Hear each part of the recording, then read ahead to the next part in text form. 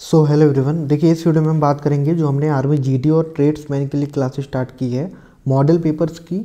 उसका ये आज 4th लेक्चर है। इसके पहले हमने 3 लेक्चर ऑलरेडी कवर कर लिए हैं। अगर आपने नहीं देखा है तो आप चैनल पे जा कर के देख सकते हैं। एक क्लास आपकी मॉर्निंग में होती है, ठीक है, जो कि मुनीस सर लेते हैं। उसमें आपको जीके और साइंस के क्वेश्चन मिलते हैं, ठीक है। एक क्लास इवनिंग में 9 PM पे होती है जो कि मैं लेता हूँ। उसमें आपको मॉडल पेपर्स मिलेंगे, ठीक है। मॉडल पेपर्स में जो होगा 50 क्वेश्चंस होंगे हर सब्जेक्ट के। जैसा आपका एग्ज़ाम आता है आर्मी जीडी का, सेम बिल्कुल वैसा ही, ठीक है। कोई भी डिफरेंस नहीं रहेगा, ना तो उसके लेवल में डिफरेंस रहेगा ना तो क्वेश्चंस में डिफरेंस रहेगा, ठीक है।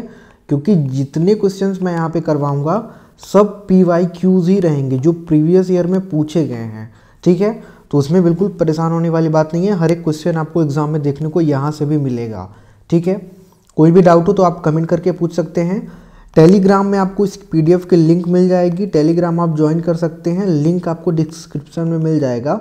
या तो आप सर्च भी कर सकते हैं द आर्मी बॉय, ठीक है। वहाँ से आप टेलीग्राम ज्वाइन हो सकते हैं और PDF डाउनलोड कर सकते हैं। तो स्टार्ट करते हैं वीडियो को। पहला क्वेश्चन है इसमें, 1893 में शिकागो में विश्व धर्म सम्मेलन में भावोत्तेजक हिंदू के रूप में किसे सराहा गया था?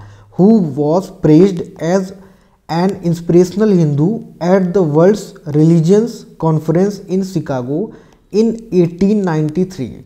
तो किसने, आपने सुना होगा कई बार कि 1893 में शिकागो के विश्व धर्म सम्मेलन में किसने बहुत अच्छा स्पीच दी थी? तो वो थे स्वामी विवेकानंद, ठीक है। इनका पहला शब्द था भाइयों और बहनों, जिस वजह से इन्हें स्टैंडिंग ओवेशन मिला था काफ़ी मिनट्स का, ठीक है। तो ऑप्शन नंबर ए इसका बिल्कुल करेक्ट हो जाएगा। स्वामी विवेकानंद ने 1893 में भारत और हिंदू धर्म का वो किया था, प्रतिनिधित्व किया था, ठीक है, विश्व धर्म सम्मेलन के माध्यम से, ठीक है। 1897 में इन्होंने रामकृष्ण मिशन की स्थापना की थी। किसकी? रामकृष्ण मिशन। कब की थी? 1897 में। ये भी क्लियर हो गया। इनका निधन कब हुआ था? तो इनका निधन 1902 में हुआ था बेलूर मठ में, ठीक है। बहुत इंपॉर्टेंट पॉइंट है ये भी। तो बेलूर मठ में इनका निधन हुआ था 1902 में, ठीक है।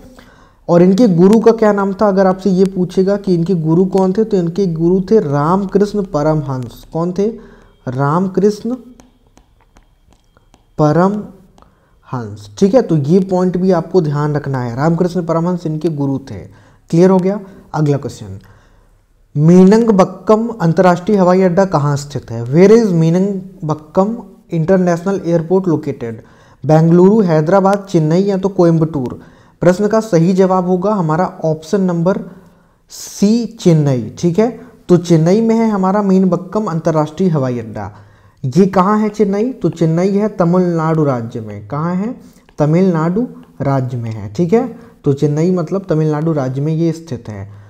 कुछ अंतर्राष्ट्रीय हवाई अड्डे और जिनके बारे में आपको याद रखना चाहिए, एक तो यही हो जाएगा कि चेन्नई इंटरनेशनल एयरपोर्ट अगर आपसे पूछे तो वो चेन्नई में ही है, ठीक है। चेन्नई मतलब तमिलनाडु में, ठीक है। एक आपसे अगर पूछे कि इसी तरह से सेम पूछेगा आपसे मदुरै हवाई अड्डा, ठीक है। तो मदुरै हवाई अड्डा भी मदुरै में है, ये भी आपको ध्यान रखना है, ठीक है। आपसे पूछ सकता है कोयम्बटूर के बारे में कि कोयम्बटूर हवाई अड्डा कहाँ है? तो ये भी कोयम्बटूर जगह में ही स्थित है, ठीक है।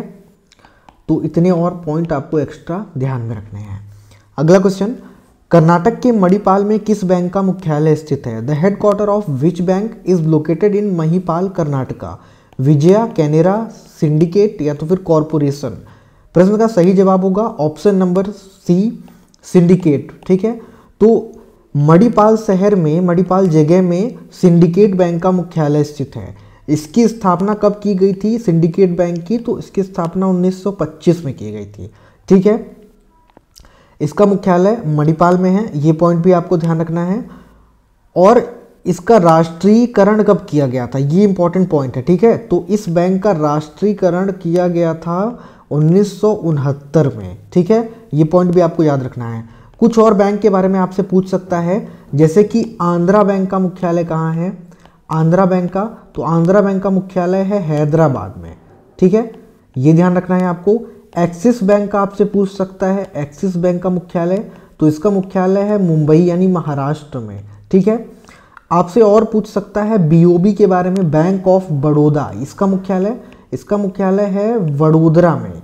ठीक है, कहाँ है? वडोदरा में। ये पॉइंट भी आपको याद रखना है। बैंक ऑफ महाराष्ट्र के बारे में पूछ सकता है, तो बैंक ऑफ महाराष्ट्र का मुख्यालय, इसका मुख्यालय पुणे में है।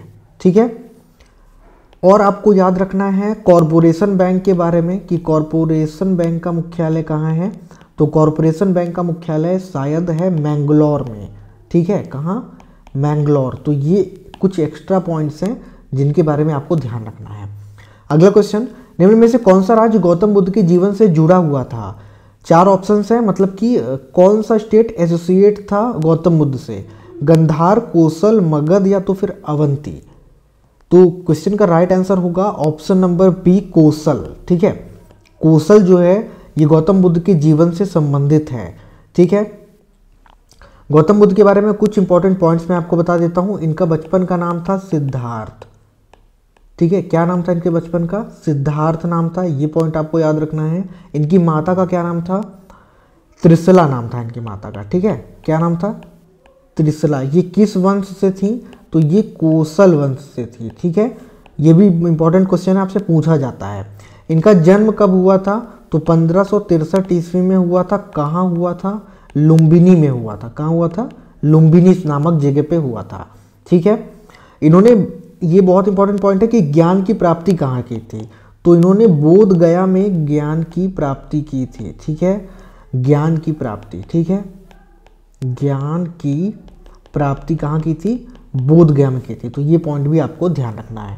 अगला क्वेश्चन, वह वायु जिसमें पूरी क्षमता में नमी होती है, air which contains moisture to its full capacity, वो कौन सी वायु होती है? ऑब्सोलेट, स्पेसिफिक, रिलेटिव या तो फिर सैचर्ड। तो क्वेश्चन का राइट आंसर होगा ऑप्शन नंबर बी, सैचर्ड एयर। ठीक है, जो संतृप्त वायु होती है उसमें क्षमता होती है पूरी नमी की। इसमें आर्द्रता कितनी होती है, ह्यूमिडिटी कितनी होती है? जो संतृप्त वायु होती है तो इसमें ह्यूमिडिटी होती है 100% कंप्लीट। ठीक है, क्लियर हो गया। और आपको याद रखना है आर्द्रता के 3 भाग होते हैं जिसको हम पार्ट्स कह सकते हैं। कौन कौन से? एक तो होता है सापेक्ष, ठीक है, एक होता है निरपेक्ष और एक होता है विशिष्ट। तीसरा कौन सा होता है? विशिष्ट होता है। ठीक है, तो ये 3 पॉइंट्स भी आपको ध्यान में रखना है। अगला क्वेश्चन, निम्न में से कौन धौलाधर श्रेणी का एक महत्वपूर्ण जनजाति है? Which of the following is an important tribe of Dhauladhar range? Lepcha, गद्दी, थारू या तो फिर अबोहर। प्रश्न का सही जवाब होगा गद्दी, ऑप्शन नंबर बी। ठीक है, तो जो धौलाधर श्रेणी है ये किससे संबंधित है? गद्दी से संबंधित है। ठीक है, तो मतलब कहने का कि गद्दी जो है जनजाति है, ये क्या है? ये जनजाति है। तो ये किस श्रेणी में आती है? ये धौलाधर श्रेणी में आती है। गद्दी जनजाति कहाँ पाई जाती है? तो ये पाई जाती है हिमाचल प्रदेश में और जम्मू और कश्मीर में। ठीक है, ये पॉइंट भी आपको याद रखना है। इसमें कौन कौन से वर्ग के लोग शामिल होते हैं? तो इसमें शामिल होते हैं खत्री, ठीक है, और होते हैं शामिल ब्राह्मण, ठीक है, और इसमें राजपूत शामिल होते हैं। ठीक है, इतनी पॉइंट्स आपको एक्स्ट्रा ध्यान रखना है। अगला क्वेश्चन, राज्यसभा का सदस्य कार्यकाल कितना होता है? The tenure of Rajya Sabha member is, कई बार मैंने आपको क्वेश्चन के बारे में बताया है, 6 वर्ष का कार्यकाल होता है राज्यसभा के सदस्य का और लोकसभा के सदस्यों का कार्यकाल होता है 5 वर्ष का। ठीक है, क्लियर हो गया। अगर आपसे पूछे कि राज्यसभा में सीट्स कितनी होती हैं, तो राज्यसभा में सीट्स होती हैं 245। ये मैक्सिमम कहाँ तक जाती हैं? तो ये मैक्सिमम जा सकती हैं 250 तक। ठीक है, अच्छा, इसमें राज्यसभा के बारे में अनुच्छेद किस, संविधान के किस अनुच्छेद में बताया गया है? तो आर्टिकल 80 में। ठीक है, किस आर्टिकल में? आर्टिकल 80 में राज्यसभा के बारे में, उसमें जो 250 सीट्स हैं उसके बारे में बताया गया है। ठीक है, राज्यसभा का अध्यक्ष कौन होता है? तो राज्यसभा का अध्यक्ष होता है यानी कि प्रेसिडेंट। ठीक है, राज्यसभा का प्रेसिडेंट कौन होता है? स्पीकर कौन होता है? तो उपराष्ट्रपति होता है राज्यसभा का अध्यक्ष। ठीक है, वाइस प्रेसिडेंट ऑफ इंडिया ही क्या होता है? राज्यसभा का पदेन अध्यक्ष होता है। ठीक है, अगला क्वेश्चन, भारत में सबसे बड़ी सिंचाई नहर कौन सी है? Which is the largest irrigation canal in India.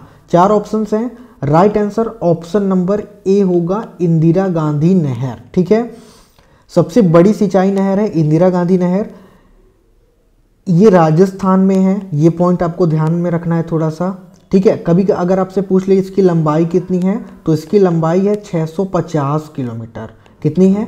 650 kilometre है। ठीक है, क्लियर हो गया, इसके बारे में आपको ध्यान रखना है। ठीक है, और अगर आपसे पूछे कि सरहिंद नहर के बारे में, ठीक है, सरहिंद नहर कहाँ है, तो सरहिंद नहर पंजाब में है, और ये किस नदी से होकर पानी लाती है, तो ये सतलज नदी से संबंधित है। ठीक है, क्लियर। अगला क्वेश्चन, दिल्ली की पहली मुस्लिम शासिका कौन थी? Who was the first Muslim female ruler of Delhi? Hazrat Mahal, Sultana Razia, Noor Jahan या तो चांद बीबी? सुल्ताना रजिया मतलब रजिया सुल्तान, दोनों बात एक ही है। ठीक है, तो इस हिसाब से इसका राइट आंसर होगा ऑप्शन नंबर बी। ठीक है, ये भारत की पहली महिला शासक थी। इसने कब से कब तक शासक किया था शासन? तो इसने किया था 1236 से लेकर के 1240 तक। कहाँ किया था? तो इसने किया था शासन दिल्ली में। ठीक है, और इसके पिता कौन थे? तो इसके पिता थे, ये भी आपको ध्यान रखना है, ममलूक सुल्तान। ठीक है, कौन थे इसके पिता? ममलूक सुल्तान थे।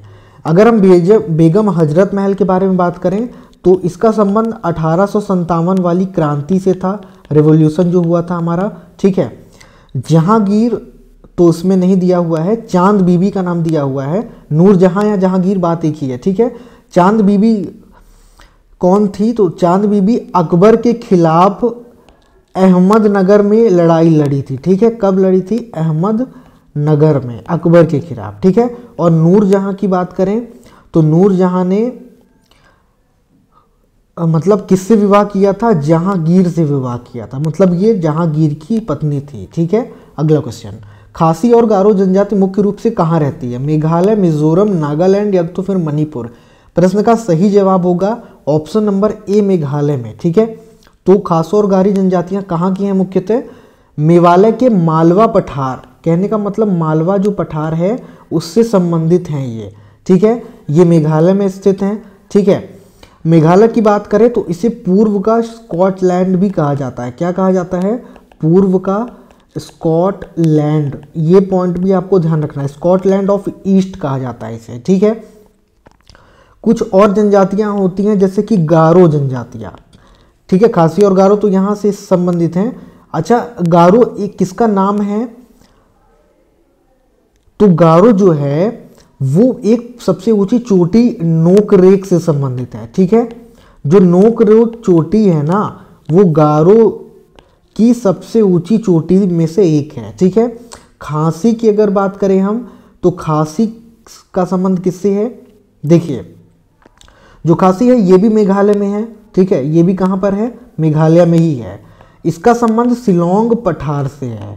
ठीक है, किससे है? शिलोंग पठार से है। ठीक है, और एक है जयंतिया हिल्स, जयंतिया जनजाति। तो जयंतिया का संबंध किससे है? इसका संबंध भी मेघालय से ही है, ये भी मेघालय की ही है। ठीक है, ये इनका हिस्सा मतलब कहाँ तक ये फैली हुई है? तो ये इंडिया म्यांमार से, इंडिया म्यांमार की सीमा में है। ठीक है, मतलब अगर पूछेगा कि किन दो देशों से संबंधित है तो इंडिया और म्यांमार से।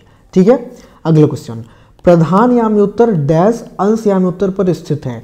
The fraction is situated on the meridian, मतलब कि जो प्रधान याम्योत्तर है कितने अंश पर याम्योत्तर पर स्थित है? तो ये 0 डिग्री पर स्थित है। कितने डिग्री पर? 0 डिग्री पर स्थित है। ठीक है, इसे क्या कहते हैं? इसे ग्रीनविच याम्योत्तर भी कहा जाता है। ठीक है, ग्रीनविच याम्योत्तर भी कहा जाता है। मतलब 0 डिग्री पर है तो ये क्या है? ये एक शून्य देशांतर है। क्या है? ये एक शून्य देशांतर है। ठीक है, अगला क्वेश्चन, कंबाला दौड़ एक पारंपरिक भैंस दौड़ आयोजित की जाती है कहाँ पर? केरला में, तेलंगाना में, तमिलनाडु में या तो फिर कर्नाटका में? सही जवाब होगा ऑप्शन नंबर डी, कर्नाटका में। ठीक है, तो कंबाला दौड़ का संबंध किससे है? कर्नाटक राज्य से है, मतलब ये कर्नाटक में होती है। ये कब से कब होती है? तो ये नवंबर से लेकर के मार्च तक होती है। ठीक है, ये एक इनका फेस्टिवल होता है। ठीक है, ये इनका क्या होता है? एक फेस्टिवल होता है जिसमें ये भगवान शिव की पूजा करते हैं। ठीक है, किसकी पूजा करते हैं? भगवान शिव की। कुछ इंपॉर्टेंट और मैं आपको फेस्टिवल बता देता हूँ, जैसे बिहार का एक बहुत प्रसिद्ध पूजा है छठ पूजा। ठीक है, गुजरात में अगर मैं बात करूं तो गुजरात का तो सबसे पहले आपको समझ में आ जाना चाहिए जन्माष्टमी। ठीक है, मनाया ये सभी जगह जाता है, लेकिन मुख्यतः ये कहाँ का है हमको ये याद रखना है। और नवरात्रि जो कि गुजरात की बहुत फेमस है। ठीक है, और ओणम कहाँ का है, तो ओणम है केरल का। ठीक है, ओणम के बारे में भी आपको याद रखना है। अगर आपसे पूछे पोंगल कहाँ का है, तो पोंगल है तमिलनाडु का। ठीक है, तमिलनाडु का पोंगल है। गणेश उत्सव कहाँ का है, गणेश चतुर्थी, तो ये मुख्यतः ओरिजिनेट हुआ है महाराष्ट्र से। ठीक है, कहाँ से, महाराष्ट्र से। और अगर आपसे पूछे रथ यात्रा, कल भी मैंने आपको बताया था, तो रथ यात्रा कहाँ का है, रथ यात्रा है उड़ीसा का। ठीक है, अगला क्वेश्चन, भारत में सबसे महत्वपूर्ण यूरेनियम खदान कहाँ है, मतलब यूरेनियम की खदान मुख्यतः भारत में कहाँ पर है। चार ऑप्शंस हैं, वासी में, मनावल कुरुचि में, गौरी बिदानूर में, या तो फिर जादूगोड़ा में। राइट आंसर होगा इसका ऑप्शन नंबर बी, जादूगोड़ा। तो यूरेनियम की मुख्यतः खदान कहाँ है, जादूगोड़ा। जादूगोड़ा कहाँ है, तो जादूगोड़ा है झारखंड में। झारखंड की कैपिटल क्या है, रांची है। जितने एक्स्ट्रा पॉइंट आप याद रखेंगे आपके लिए उतना फायदा होगा। ठीक है, भारत की पहली यूरेनियम खदान बनी थी, ये कब बनी थी, 1967 में बनी थी। इंपॉर्टेंट पॉइंट है, आपसे ये पूछ सकता है कि भारत की पहली यूरेनियम खदान कब बनी, तो 1967 में बनी थी। ठीक है, अगला क्वेश्चन, लाल बहादुर शास्त्री राष्ट्रीय प्रशासन अकेडमी कहाँ स्थित है। Where is Lal Bahadur Shastri national academy is administration located. तो जिसे हम लबासना भी बोलते हैं, जो कि यूपीएससी वालों का ड्रीम होता है। यहाँ पे यूपीएससी की ट्रेनिंग होती है, जो आईएएस आईपीएस ऑफिसर्स होते हैं उनकी ट्रेनिंग होती है। तो ये कहाँ है, ये मसूरी में है। ठीक है, ऑप्शन नंबर इसका सी बिल्कुल करेक्ट हो जाएगा। जैसा मैंने बताया कि यहाँ पर क्या होते हैं, प्रशिक्षण होते हैं। ठीक है, कुछ आईएएस ऑफिसर्स के प्रशिक्षण होते हैं। ठीक है, मेनली आईएएस ऑफिसर के प्रशिक्षण होते हैं। अगर आपसे पूछे कि कब इसको स्थापित किया गया वहाँ पर, तो 1959 में मसूरी में ये स्थापित किया गया कि यहाँ पर इनकी ट्रेनिंग होगी। ठीक है, पहले इसका नाम राष्ट्रीय प्रशासन अकेडमी था। ठीक है, क्या नाम था, राष्ट्रीय प्रशासन अकेडमी। बाद में इसे बदलकर लाल बहादुर शास्त्री प्रशासन अकेडमी कर दिया गया था। ठीक है, अगला क्वेश्चन, कांग्रेस का पहला अधिवेशन कहाँ आयोजित किया गया। चार ऑप्शन है, where is the first session of Congress held, Surat, Bombay, Calcutta, या तो फिर दिल्ली। राइट आंसर होगा क्वेश्चन का ऑप्शन नंबर बी, बॉम्बे में। ठीक है, तो कांग्रेस का पहला अधिवेशन बम्बई में या तो बॉम्बे में आयोजित किया गया था। ठीक है, भारतीय राष्ट्रीय कांग्रेस, इंडियन नेशनल कांग्रेस की स्थापना कब हुई थी, 1885 में इसकी स्थापना हुई थी। किसके द्वारा हुई थी, तो ये हुई थी ए.ओ. ह्यूम के द्वारा। किसके द्वारा हुई थी, ए.ओ. ह्यूम। ठीक है, इसके द्वारा भारतीय राष्ट्रीय कांग्रेस की स्थापना की गई थी 1885 में। पहले इसके अध्यक्ष कौन बने थे भारतीय राष्ट्रीय कांग्रेस के, ये बहुत इंपॉर्टेंट पॉइंट है। तो ये बने थे व्योमेश चंद्र बनर्जी। ठीक है, कौन बने थे, व्योमेश चंद्र बनर्जी बने थे कांग्रेस के पहले अध्यक्ष। ठीक है, अगर मैं आपसे पूछूं कि कुछ और अधिवेशनों के बारे में, जैसे 1885 में तो बॉम्बे में हुआ था, 1886 में कहाँ हुआ था, तो ये हुआ था कैलकट्टा में। ठीक है, इसके बारे में भी याद रखना है। 1887 वाला अधिवेशन कहाँ हुआ था, तो ये हुआ था मद्रास में। ठीक है, और अगर आपसे पूछे कि 1888 वाला कहाँ हुआ था, तो ये हुआ था इलाहाबाद में, जो कि अब प्रयागराज है। ठीक है, जो कि अब क्या है, प्रयागराज। अगला क्वेश्चन, दांतों की सड़न तब शुरू होती है जब मुंह का पीएच मान से कम होता है।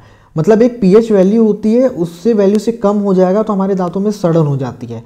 तो वो फिक्स पीएच वैल्यू क्या है, वो पीएच वैल्यू है ऑप्शन नंबर डी, 5.5। ठीक है, जब तक 5.5 तक रहेगा आपका दांत का मुंह का पीएच मान, तब तक तो सब कुछ सही रहेगा। अगर उससे डिक्रीज होगा तो वहाँ पे सड़न होने लगेगी। ठीक है, क्लियर हो गया। बाकी तो मैंने आपको बताया हुआ है कि 7 से कम होता है तो एसिड होता है, और अगर 7 से ज़्यादा होता है तो उसे हम बेस यानी कि क्षार बोलते हैं, पीएच वैल्यू। ठीक है, अगला क्वेश्चन, तांबे का गलनांक कितना होता है, copper has a melting point कितना होता है, 1038 डिग्री सेल्सियस, 1085, या तो 100 डिग्री सेल्सियस, या तो फिर none of these. Right answer होगा 1085 डिग्री सेल्सियस, 1085 डिग्री सेल्सियस। ठीक है, गलनांक क्या होता है? देखिए, कोई भी सॉलिड से अगर लिक्विड में परिवर्तन होगा किसी चीज का, उसी को हम क्या बोलते हैं? मेल्टिंग बोलते हैं, यानी कि गलनांक बोलते हैं। ठीक है, क्लियर हो गया। कुछ धातुओं के आपको और याद रखने हैं मेल्टिंग पॉइंट्स, जैसे कि टंगस्टन। ठीक है, टंगस्टन का मेल्टिंग पॉइंट कितना होता है? 3380 होता है। अगर आपसे पूछ सकता है कॉपर का तो मैंने बता दिया क्वेश्चन में, कितना? 1085। ठीक है, एल्यूमिनियम का भी आपको याद रखना है। एल्यूमिनियम का मेल्टिंग पॉइंट कितना होता है? ये होता है 659, लगभग 660 के आसपास। ठीक है, गोल्ड का मेल्टिंग पॉइंट यानी सोने का मेल्टिंग पॉइंट कितना होता है? 1063 होता है। और सिल्वर यानी चांदी का मेल्टिंग पॉइंट कितना होता है? तो इसका होता है 950 टू 951 के आसपास। ठीक है, अगला क्वेश्चन, गन्ना की शर्करा चीनी का आणविक सूत्र क्या है? मतलब कि जो चीनी होती है, शक्कर होता है, उसका सूत्र क्या होता है, हमें ये बताना है। ठीक है, तो इसका सूत्र होता है C12H22O11। इसे हम सुक्रोज भी बोलते हैं। क्या बोलते हैं? सुक्रोज भी बोलते हैं। ठीक है, क्योंकि ये कहाँ से प्राप्त होता है? ये हमें शुगर केन यानी गन्ने से प्राप्त होता है, इसीलिए इसे क्या कहा जाता है? सुक्रोज कहा जाता है। सुक्रोज को टेबल शुगर भी कहा जाता है। ठीक है, बहुत सारे नाम होते हैं केमिकल्स में, तो आपको परेशान नहीं होना है। ठीक है, देखिए, एक होता है ग्लूकोज। कुछ और साधारण नाम मैं आपको बता देता हूँ। ग्लूकोज का साधारण नाम क्या होता है? तो ग्लूकोज का साधारण नाम होता है ग्रेप शुगर। ठीक है, क्या होता है? Grep sugar. सुक्रोज का तो मैंने आपको बता दिया। सुक्रोज का साधारण नाम एक और होता है केन शुगर। ठीक है, केन शुगर भी होता है। और एक होता है फ्रक्टोज। ठीक है, फ्रक्टोज का साधारण नाम होता है फ्रूट शुगर। ठीक है, तो ये एक्स्ट्रा पॉइंट्स भी आपको इतने ध्यान रखने हैं। ठीक है, अगला क्वेश्चन, निम्न में से कौन रक्त संचार में मदद करता है? Which of the following help in blood circulation? लसिका कोशिका, एक केंद्रित श्वेत कोशिका, नन ऑफ दीज, या तो फिर रक्त बिंबाणु यानी प्लेटलेट्स। तो पहले भी मैंने आपको बताया है, जो कि लिम्फोसाइट होती है रक्त में, लसिका कोशिका, वो हेल्प करती है संचार में हमें। ठीक है, किसमें मदद करती है? संचार में। लसिका कोशिका के दो टाइप्स होते हैं, एक तो होती है बी और एक होती है टी। ठीक है, ये इन दोनों में क्या होती है? इन दोनों में अस्थि मज्जा उत्पन्न होते हैं। ये कहाँ उत्पन्न होते हैं? अस्थि मज्जा में। ठीक है, ये कहाँ उत्पन्न होते हैं? अस्थि मज्जा में उत्पन्न होते हैं। अगला क्वेश्चन, खगोलीय दूरियों को मापने के लिए सही इकाई कौन सी है? Which is the correct unit to measure astronomical distances? Centimetre, प्रकाश वर्ष, मीटर या तो किलोमीटर? खगोलीय दूरी मतलब अंतरिक्ष के बारे में बात कर रहा है। ठीक है, तो सेंटीमीटर से तो हम अंतरिक्ष की दूरी आप माप ही नहीं सकते, मीटर से भी नहीं माप सकते क्योंकि बहुत छोटी होती है, तब तो सड़क के लिए आएंगी। लाइट ईयर्स जो होती है, प्रकाश वर्ष, उससे हम बहुत बड़ी दूरियों को माप सकते हैं। तो प्रकाश वर्ष जो होता है वो दूरी का मापक होता है और वो खगोलीय दूरी मापने में हमें मदद कर सकता है। एक प्रकाश वर्ष यानी कि 1 लाइट ईयर्स बराबर कितना होता है? 1 लाइट ईयर। तो इसकी वैल्यू होती है 9.61। ठीक है, ट्रिलियन किलोमीटर, ट्रिलियन यानी खरब किलोमीटर। ठीक है, क्लियर हो गया। अगर आपसे पूछे कि लाइट की स्पीड कितनी होती है, स्पीड ऑफ लाइट, प्रकाश की दूरी, तो 3 × 10⁸ मीटर पर सेकेंड होती है। ठीक है, क्लियर हो गया, ये भी आपको ध्यान रखना है। और एक प्रकाश वर्ष तो मैंने आपको बता ही दिया, इतना होता है। ठीक है, अगला क्वेश्चन, वनस्पति विज्ञान डैश का अध्ययन है, मतलब किसके अध्ययन को हम वनस्पति विज्ञान कहते हैं? एनिमल्स के, ह्यूमन लाइफ के, बर्ड्स के, या तो फिर प्लांट के? देखिए, किसी भी जीवन का, ठीक है, पौधों के जीवन का जो अध्ययन होता है वो वनस्पति, भाई वनस्पति से आपको तो समझ में आ ही रहा होगा, जंतु तो वनस्पति में आएंगे नहीं। ठीक है, तो क्या होगा इसका right answer? Option number D, plant life. ठीक है, इसमें जितने भी विज्ञान होते हैं, जीव विज्ञान की जितनी शाखाएं होती हैं बायोलॉजी की, उसमें इसका ये एक पार्ट है, जीव विज्ञान पार्ट है। ठीक है, और क्या होती है? और प्राणी विज्ञान होती है, सूक्ष्म जीव विज्ञान होती है। ठीक है, विषाणु यानी वायरस विज्ञान होती है, अनुवांशिकी, ऐसे करके बहुत सारी होती है ना। तो ये सब कुछ जीव विज्ञान का हिस्सा है। क्या है? हिस्सा। पक्षी विज्ञान ऐसे एक बर्ड के लिए आ जाएगा, पर जो भी जिस चीज़ का विज्ञान रहेगा उसी चीज़ की वो अध्ययन करेगा। कहने का मतलब ये यहाँ वनस्पति था तो वनस्पति हो गया, पक्षी होता तो पक्षियों का, मानव होता तो मानव विज्ञान कहलाता। ठीक है, मानव विज्ञान को ही हम क्या कहते हैं, शरीर क्रिया विज्ञान भी कहते हैं। क्या कहते हैं, अगर आपसे पूछे कि मानवों के बारे में अध्ययन को हम क्या कहेंगे तो शरीर क्रिया विज्ञान कहेंगे उससे। ठीक है, अगला क्वेश्चन, अधिक ऊंचाई पर नाक से खून आने का कारण क्या होता है? High altitude causes nose bleeding. देखिए, जब हम किसी भी पहाड़ में बहुत अधिक ऊंचाई पर जाएंगे ना तो हमारे नाक से खून निकलने लगेगा। उसके पीछे का रीज़न क्या है? उसके पीछे का रीज़न है कि क्योंकि वहाँ पे जो दाब होगा ना, वहाँ पे दाब बहुत कम होगा, इस वजह से हमें सांस लेने में दिक्कत होगी और हमारे नाक से खून आने लगेगा। दाब का मतलब प्रेशर। ठीक है, वायुमंडलीय दाब क्या होता है, वहाँ पे बहुत कम होता है। ठीक है, अगला क्वेश्चन, निम्न में से कौन सा प्राथमिक ईंधन है, मतलब प्राइमरी फ्यूल कौन सा है? 4 ऑप्शंस हैं, लकड़ी का कोयला, पेट्रोलियम, कोयला या तो फिर नन ऑफ दीज। कोयला और लकड़ी के कोयले में फ़र्क होता है। लकड़ी को जलाने पे जो हमें प्राप्त होता है वो लकड़ी का कोयला कहलाएगा, और जो कोयला हमें खदानों से मिलता है वो ओरिजिनल कोयला होता है। ठीक है, 4 ऑप्शंस हैं तो इसमें होगा ऑप्शन नंबर सी इसका राइट आंसर। ठीक है, प्राथमिक ईंधन क्या होता है? कोयला होता है। ठीक है, अगला क्वेश्चन, प्रकाश संश्लेषण सर्वाधिक किसमें होता है?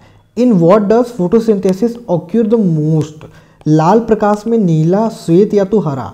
कहने का मतलब red light, blue light, white light या तो फिर ग्रीन लाइट। देखिए, प्रकाश संश्लेषण फोटोसिंथेसिस सबसे ज़्यादा होता है रेड लाइट में। ठीक है, रेड लाइट में सबसे ज़्यादा होता है। क्लियर हो गया?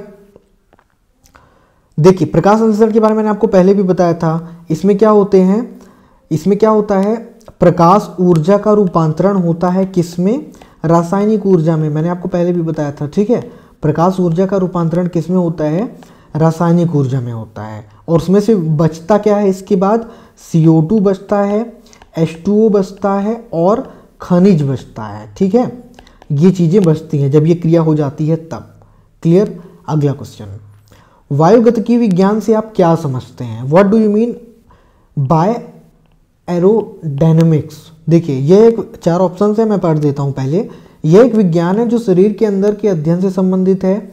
यह वायु और गैस के प्रवाह में गति का विज्ञान है, या तो फिर ये जनन अंगों का विज्ञान है। देखिए, जो एरोडायनेमिक्स है वो किसका साइंस है?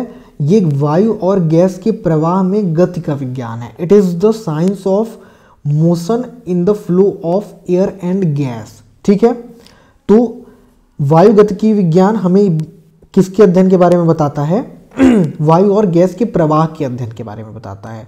ठीक है, अगला क्वेश्चन पढ़ते हैं अब। कोरोनाग्राफ का प्रयोग किसके लिए किया जाता है? कोरोनाग्राफ किसके लिए यूज होता है, हमें ये बताना है। नसों के अध्ययन के लिए, रक्तचाप के लिए, सूर्य के कोरोना का अवलोकन और फोटो खींचने के लिए, या धमनियों के अध्ययन के लिए? तो प्रश्न का राइट आंसर होगा ऑप्शन नंबर सी, सूर्य के कोरोना का अवलोकन। कोरोना क्या होती है? कोरोना एक सतह होती है। ठीक है, वो कोरोना वायरस वाला नहीं है। ठीक है, ये एक सतह होती है, सरफेस होती है। ठीक है, क्या होती है? सरफेस। अगला क्वेश्चन, निम्न में से पहला गणना उपकरण कौन सा है, मतलब calculating device? Calculator, Turing machine, abacus या तो फिर पास्कल लाइन? देखिए, कैलकुलेटर तो बहुत बाद में आया है। ठीक है, सबसे पहले अब आया था अबेकस। ठीक है, अबेकस क्या होता था? एक उपकरण होता था। ठीक है, क्या होता था? एक उपकरण होता था जिसका आविष्कार किसके लिए किया गया था? बहुत बड़ी बड़ी गणनाओं को, कैलकुलेशन को करने के लिए किया गया था। ये कब की बात है? ये 2400 ईस्वी की बात हो रही है। ठीक है, जो कैलकुलेटर है वो तो बहुत बाद में आया है। ठीक है, अगला क्वेश्चन, हर्ट्ज डैश का मात्रक है। हर्ट्ज किसका मात्रक है? फ्रीक्वेंसी, दाब या तो फिर बल का? तो हर्ट्ज मात्रक है फ्रीक्वेंसी यानी आवृत्ति का। दाब का मात्रक क्या होता है? दाब का मात्रक होता है पास्कल। बल का मात्रक क्या होता है? बल का मात्रक होता है न्यूटन। ठीक है, क्लियर हो गया?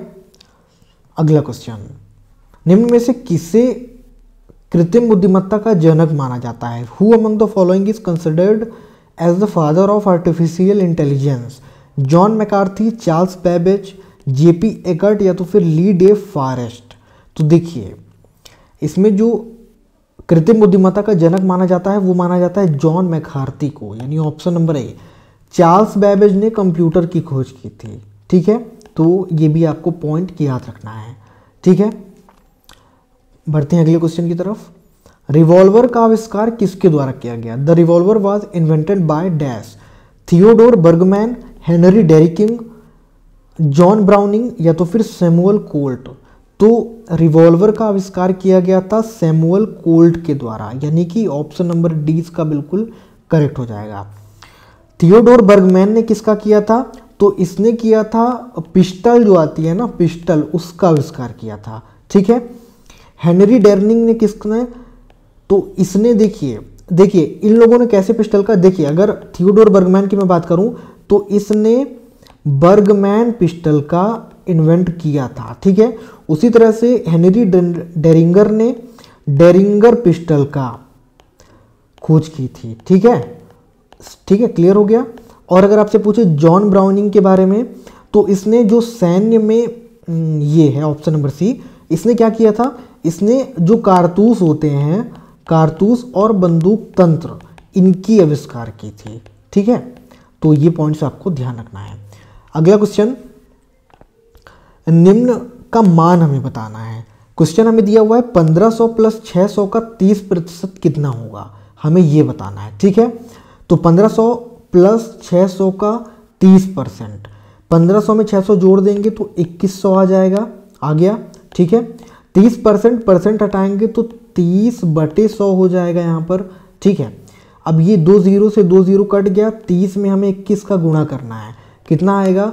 630 आएगा। ऑप्शन नंबर इसका डी बिल्कुल करेक्ट हो जाएगा। ठीक है, अगला क्वेश्चन, एक त्रिभुज का परिमाप 600 मीटर है। यदि भुजाओं का अनुपात 12:13:15 है तो सबसे लंबी भुजा हमें बतानी है कितनी होगी। ठीक है, 4 ऑप्शन हमें दिए हुए हैं। देखिए परिमाप यानी कि ट्रायंगल का जो पैरामीटर है वो कितना है? 600। तो यहाँ पे हम लिख लेते हैं परिमाप कितना है?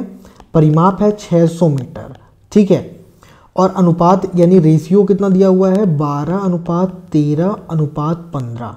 ठीक है, इसको जब हम सॉल्व करेंगे तो उसमें एक सूत्र लगेगा सभी भुजाओं के योग का। ठीक है, तो सभी भुजाओं के योग का सूत्र क्या होता है? ये होता है भुजाओं के परिमाप के बराबर। ठीक है, ये किसके बराबर होता है? त्रिभुज के परिमाप के बराबर। ठीक है, तो अब हम जब इसे निकालेंगे तो 12:13:15 ये दिया हुआ है तो इसे हम जोड़ देंगे और मान लेंगे हम कि x है। ठीक है, भुजाओं क्या हैं? भुजाएं क्या हैं? सबसे लंबी भुजा x मान लेंगे। तो 12x plus 13x plus 15x बराबर किसके? 40x के। कैसे 40x आएगा? जोड़ने पे कितना आएगा? 15 3 18 और 12 40 आ गया। ठीक है, और ये किसके बराबर होगा? इसके बराबर, परिमाप के बराबर। तो 40x बराबर आ जाएगा हमारा, नहीं देखिए 12 13 15 किसके बराबर होगा? 600 के बराबर। तो 600 बराबर कितना आ जाएगा? 40x, या तो हम इसे ऐसे भी कह सकते हैं कि 40x बराबर 600। ठीक है, तो यहाँ से x की वैल्यू क्या आएगी? जब 600 को हम 40 के नीचे कर देंगे 0 0 15 चौको 60, तो x की वैल्यू आ गई 15। अब x की वैल्यू पुट कर देंगे सबसे लंबी भुजा में 15x में, तो 15 × 15 मतलब कि 225। ठीक है, ऑप्शन नंबर इसका कितना आ जाएगा? Option number D. अगला क्वेश्चन, एक व्यक्ति 320 आमों को 400 आमों के क्रय मूल्य पर बेच रहा है तो उसका लाभ प्रतिशत कितना होगा? ठीक है, लाभ प्रतिशत का सूत्र क्या होता है? पहले तो आपको ये ध्यान रखना है, ये होता है लाभ यानी कि प्रॉफिट बटे क्रय मूल्य, यानी कि जो हम जिस प्राइस पे हमने खरीदा है। ठीक है, और इंटू 100।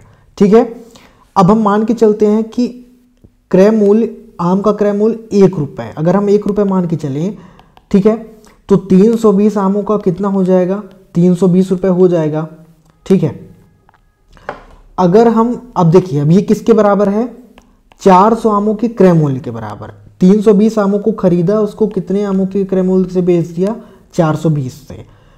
तो यहाँ पे हम लिख सकते हैं कि 320 का जो विक्रय मूल्य था, जो बेचने का मूल्य था, वो किसके बराबर आ गया? 400 के क्रय मूल्य के बराबर आ गया। ठीक है, क्लियर हो गया। तो इस हिसाब से विक्रय मूल्य कितना आ गया इसका? इसका विक्रय मूल्य आ गया 400। जब विक्रय मूल्य 400 आ गया तो लाभ कितना आ जाएगा? लाभ में हम विक्रय मूल्य में क्रय मूल्य को घटा देंगे तो कितना आ जाएगा? 80। अब लाभ परसेंट निकालने के लिए हम इस सूत्र में इसको रख देंगे, तो लाभ हमारा 80 है, क्रय मूल्य कितना था? 320 और इंटू 100, ये 0 से ये 0 कट गया, ठीक है। इसको जब हम काटेंगे तो यहाँ पे 80 कम 80 और 80 चौको 320, 104 1/4 भी कह सकते हैं इसको। ये 100 हम नहीं काटते, ठीक है। तो अब ये 4 से कितना कट गया, 25, यानी कि 25%। ऑप्शन नंबर इसका बी बिल्कुल करेक्ट हो जाएगा, ठीक है। अगला क्वेश्चन, एक परिमेय और एक अपरिमेय संख्या का गुणनफल क्या होता है। पहले तो आपको ये जानना जरूरी है कि परिमेय संख्याएं क्या होती हैं। देखिए, परिमेय संख्याएं वो होती हैं जिन्हें हम p/q के फॉर्म में लिख सकते हैं, जैसे कि 2/3, 3/4, 9/2, सब ये बटे फॉर्म में है ना, तो इसे हम परिमेय संख्याएं कहेंगे। अपरिमेय संख्याएं कैसी होती हैं, जिन्हें हम a/b के रूप में नहीं लिख सकते, ठीक है, वही क्या कहलाएंगी, हमारी अपरिमेय संख्याएं कहलाएंगी। और एक पॉइंट आपको एक्स्ट्रा और याद रखना है कि जब हम दो परिमेय संख्याओं को जोड़ेंगे, परिमेय का मतलब यहां से रेशनल से है, ठीक है। दो परिमेय संख्याओं को जब हम जोड़ेंगे ना, तो उनका योग हमेशा क्या आएगा, उनका योग हमेशा परिमेय ही आएगा, ठीक है। तो ये भी आपको ध्यान रखना है। तो इस क्वेश्चन का सही जवाब क्या होगा, कभी परिमेय और कभी अपरिमेय संख्या। गुणनफल होगा जब ना, तो जैसे देखिए प्लस और माइनस का गुणनफल क्या आता है, माइनस आता है, माइनस और माइनस का क्या आता है, प्लस। तो उसी तरह से इसका भी है, अगर परिमेय और अपरिमेय करेंगे तो कभी परिमेय आएगा कभी अपरिमेय आएगा, जैसे कभी प्लस आता है कभी माइनस आता है, ठीक वैसा ही, ठीक है। तो ऑप्शन नंबर इसका बी बिल्कुल करेक्ट हो जाएगा। अगला क्वेश्चन, शब्द एराइज के अक्षरों को कितने विभिन्न तरीकों से व्यवस्थित किया जा सकता है। How many different ways can the letters of word arise be arranged, ठीक है। तो एराइज की बात आ रही है, देखिए यहाँ पे एक सूत्र लगता है n फैक्टोरियल का, ठीक है। जब किसी भी वस्तु की व्यवस्था के लिए कोई चीज हम सॉल्व करते हैं तो वहाँ पे n फैक्टोरियल लगता है। इसका सूत्र होता है n-1 n-2 dash dash dash 3 2 1, ठीक है, ये इसका सूत्र होता है।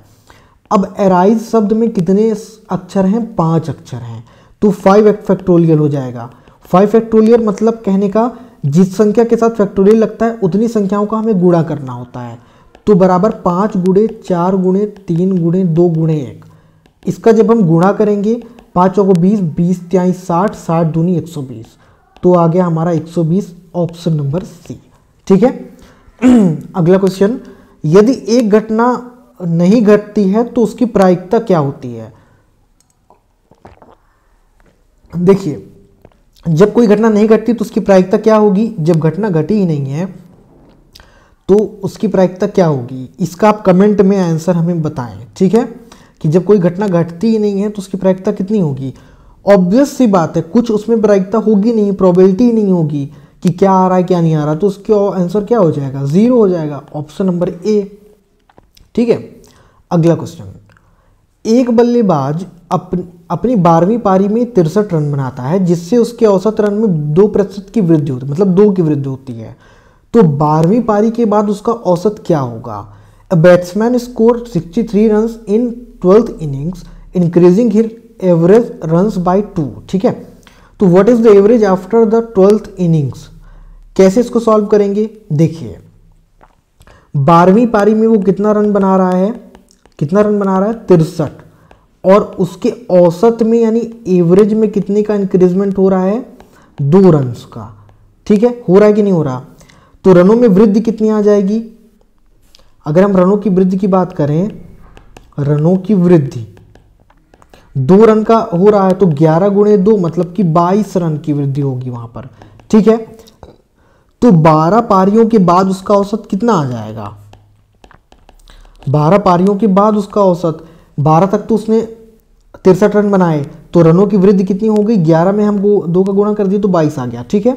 अब 12 पारियों के बाद का अगर हम औसत निकालेंगे तो 12 पारियों में 63 रन बना रहा है, तो 63 में हम 22 को घटा देंगे, कितना आ जाएगा 41, ऑप्शन नंबर ए, ठीक है। अगला क्वेश्चन, श्रृंखला में अगली संख्या हमें बताना है, 31, 7, 25, 13, 19, 19, 13।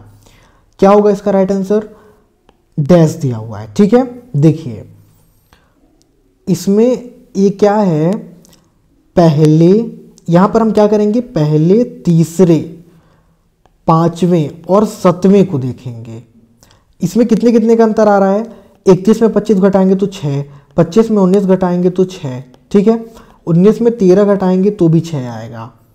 अब 7 में 6 13, 13 में 6 जोड़ा तो 19, तो 19 में भी हम 6 जोड़ देंगे, कितना आ जाएगा 25। तो यहाँ पे जो डैश था उसकी जगह में क्या आ जाएगा 25। इजी क्वेश्चन था, ठीक है। अगला क्वेश्चन, एक बहुभुज की 44 विकर्ण है, इसकी भुजाओं की संख्या कितनी होगी। A polygon has 44 diagonals, find the number of its size. तो कितनी होगी बहुभुज की संख्या। बहुभुज की संख्या निकालने का सूत्र होता है n बराबर बहुभुज की भुजाओं की संख्या, ठीक है, भुजाओं की संख्या। और इसमें जो विकर्णों की संख्या निकालने का सूत्र होता है, विकर्णों की संख्या के लिए जो हम सूत्र प्रयुक्त करते हैं वो क्या होता है, ये होता है n(n-3/2)। अब आपको सॉल्व करना है इसको और कमेंट में इसका आंसर बताना है, ठीक है।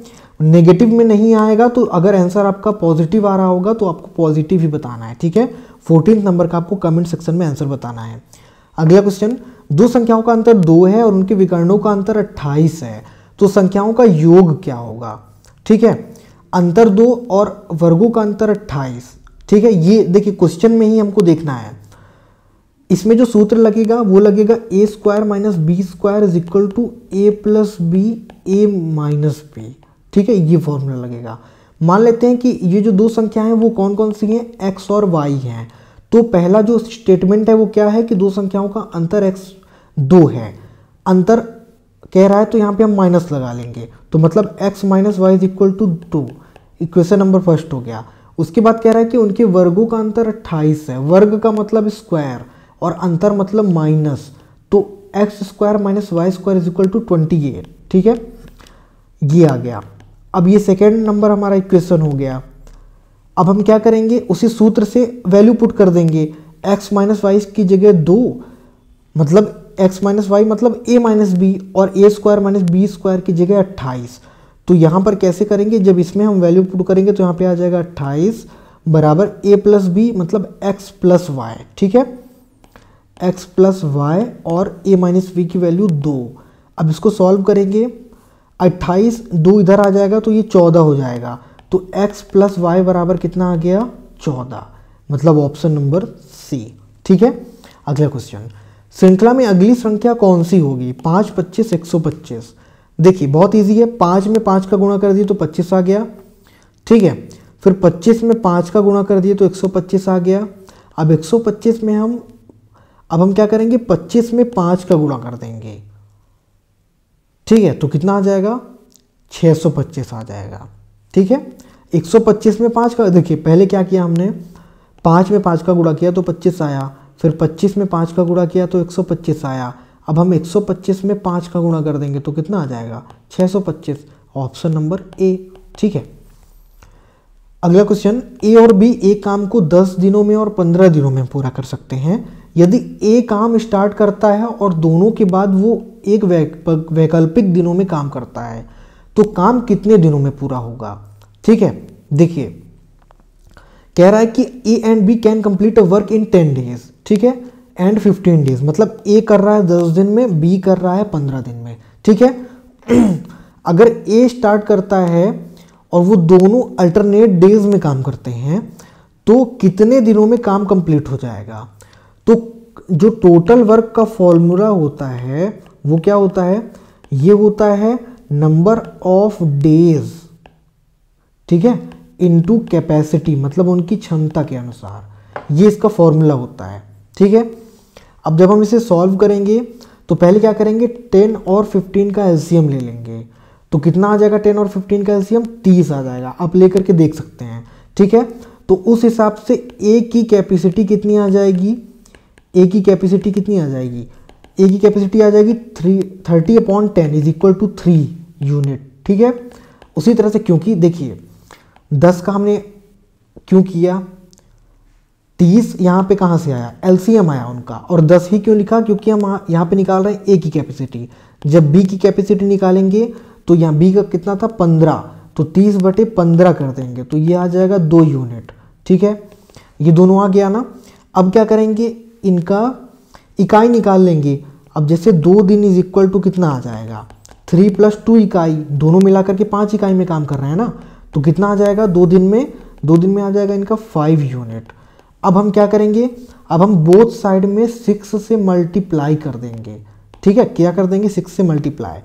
तो जब मल्टीप्लाई कर देंगे तो कितना आ जाएगा, 5 × 6 = 30, और इधर कितना आ जाएगा, इधर 2 था, 2 दिन, तो 2 × 6 = 5 × 6 मतलब कि 30। ठीक है, और इधर 12 दिन। ठीक है, तो दिन हमें मिल गया, कितने दिन में पूरा होगा, 12 दिन में पूरा होगा। कितने यूनिट काम, 30 यूनिट काम। यूनिट तो हमें नहीं निकालना था, हमें दिन निकालना था, तो 12 दिन आ गया यहाँ पर। ठीक है, अगला क्वेश्चन, 7 लड़कों की औसत आयु 20 वर्ष है। यदि पहले 6 लड़कों की औसत आयु 19 सही 1/2 यानी 19.5 वर्ष है, तो 7वें की आयु क्या होगी। The average age of 7 boys in 20 years if the average age of the first 6 boys is 19.5 years, then what will be the age of the 7th। कैसे इसे निकालेंगे, बहुत इजी क्वेश्चन है, छोटा सा। देखिए यहाँ पे एवरेज निकालने के लिए बात कर रहा है। ठीक है, औसत आयु, तो एवरेज क्या होता है, वही जितने प्रेक्षण होते हैं और बटे उसकी संख्या। तो जब हम 7वें की निकालेंगे, 7 लड़कों की आयु का योग जब हम निकालेंगे, देखिए 7 लड़कों की आयु का योग कितना आ जाएगा, 20 वर्ष है, तो 20 × 7 कितना आ गया, 140। उसी तरह जब हम 6 लड़कों के लिए निकालेंगे तो कितना आ जाएगा देखिए 6 लड़कों के लिए कितना है, 19 सही 1/2 है। ठीक है, तो 6 × 39/2, 19 दूनी 38 है, 39/2, इसको हमने सरल कर दिया। ठीक है, तो कितना आ जाएगा, 3 और 39 में 3 का गुणा करेंगे तो 117। ठीक है, अब 7वें की आयु हमें निकालनी है, क्या निकालनी है, 7वें लड़के की आयु। तो क्या करेंगे हम, इसमें इसको माइनस कर देंगे, 140 - 117 कितना आ गया, 23 ईयर्स। यही राइट आंसर होगा। ठीक है, ऑप्शन नंबर बी। अगला क्वेश्चन, एक स्टिक घड़ी सुबह 7 बजे का समय दिखाती है। जब घड़ी 1 बजे दिखाती है तो घंटे की सुई कितनी डिग्री घूमेगी। ठीक है, ये क्लॉक एंड कैलेंडर का क्वेश्चन है जो कि रीजनिंग का है। ठीक है, ऑप्शंस है हमारे 180 डिग्री, 170 डिग्री, 154 डिग्री या तो फिर 160 डिग्री। देखिए जो घड़ी का टोटल एंगल होता है वो कितना होता है, वो होता है 360 डिग्री का। कितने एंगल का होता है, 360 डिग्री का। ठीक है, अब कितने घंटे होते हैं एक घड़ी में, एक घड़ी में कितने घंटे होते हैं, 12 घंटे होते हैं।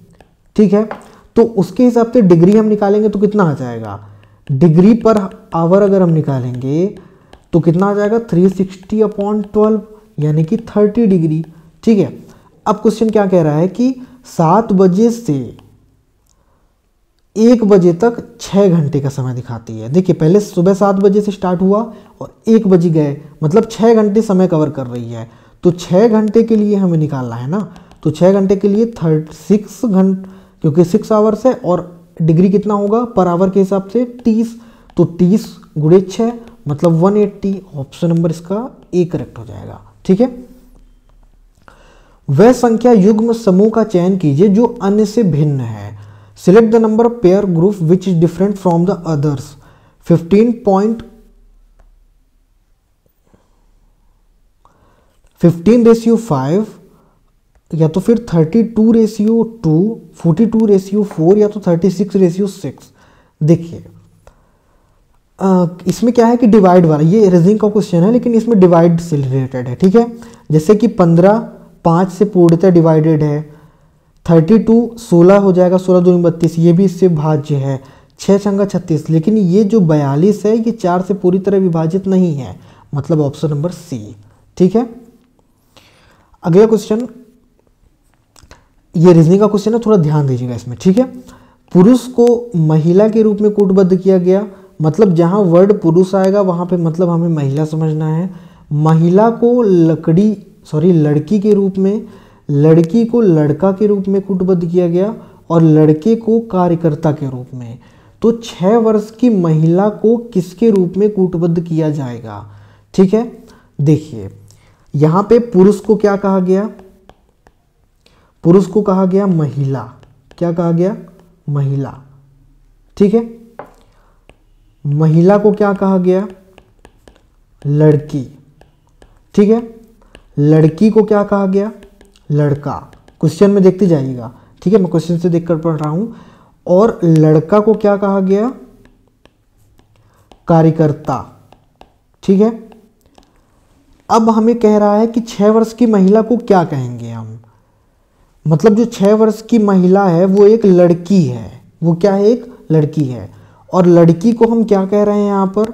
लड़की को लड़का कह रहे हैं। तो यहाँ पे इसका आंसर क्या हो जाएगा? लड़का, यानी ऑप्शन नंबर डी, ठीक है। अगला क्वेश्चन, श्रृंखला 3, 5, 7, 9, 11 में बेजोड़ संख्या मतलब कि ऑड नंबर सीरीज इसमें से कौन सी है? देखिए 3, 5, 7 और 11 ये जो है ये डिवाइड नहीं होती किसी से, ठीक है, सिर्फ अपने नंबर से डिवाइड होंगी, उसके अलावा नहीं होंगी।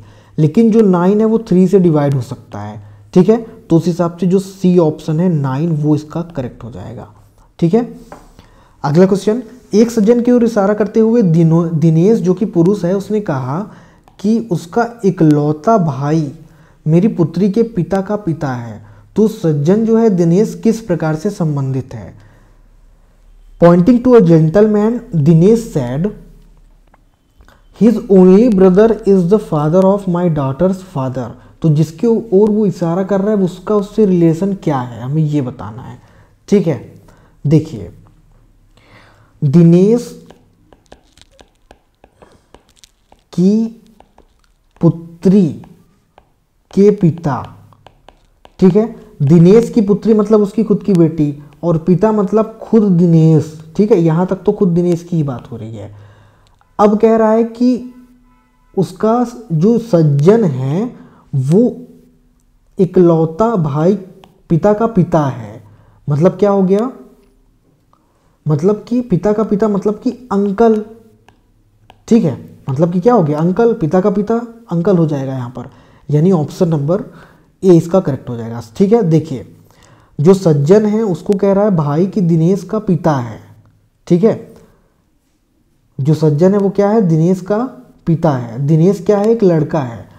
तो रिलेशन किससे निकालना है? दिनेश से, तो वो उसका अंकल कहलाएगा, ठीक है। इजी सी बात है, क्योंकि पिता है तो मतलब एज उसकी ज़्यादा होगी, ठीक है। इस हिसाब से अंकल हो जाएगा। तो ये था हमारा आज का वीडियो। अगर वीडियो आपको पसंद आया तो आप लाइक शेयर कर सकते हैं, ठीक है। पीडीएफ के लिए आपको टेलीग्राम चैनल ज्वाइन कर लेना है, और वहाँ आपको डिस्क्रिप्शन में लिंक मिल जाएगी, वहाँ से आप ज्वाइन कर सकते हैं। टेलीग्राम चैनल का नाम है द आर्मी बॉय, वहाँ से आप ज्वाइन कर सकते हैं सर्च करके भी, या डिस्क्रिप्शन में आपको लिंक मिल जाएगी। डेली आपको पीडीएफ स्वैप किया जाएगा, डेली आपको वीडियोज़ मिलेंगे, ठीक है। मिलते हैं जल्दी ही नेक्स्ट वीडियो में, तब तक के लिए थैंक यू।